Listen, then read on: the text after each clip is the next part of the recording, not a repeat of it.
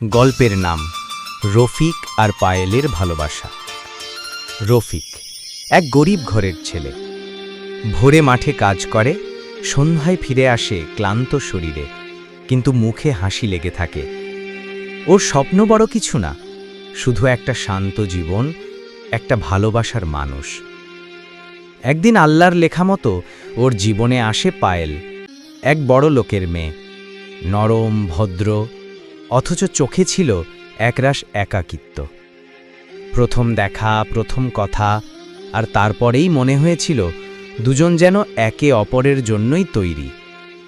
তাদের ভালোবাসা ছিল নিঃস্বার্থ, কিন্তু সমাজের চোখে অসম্ভব। একজন গরিব আর একজন ধনী, তবুও ভালোবাসা মানে তো মন, পয়সা না। অনেক বাধা বিপত্তি, অনেক কান্নার পর শেষমেশ পায়েলের বাবা মা রাজি হলেন, আর আল্লাহর রহমতে রফিক আর পায়েল বিয়ে করল।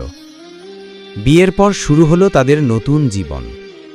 রফিক প্রতিদিন রোদে পুড়ে কাজ করত, শুধু পায়েলের মুখে হাসি রাখার জন্য। আর পায়েল বড় লোকের মেয়ে হয়েও ছোট সংসারে সুখ খুঁজে নিল নিজের মতো করে। কখনো টাকায় টান পড়ত, তবুও দুজন মিলে ভাত খেত এক থালায়, একটা হাসি ভাগ করে নিত দুই মুখে।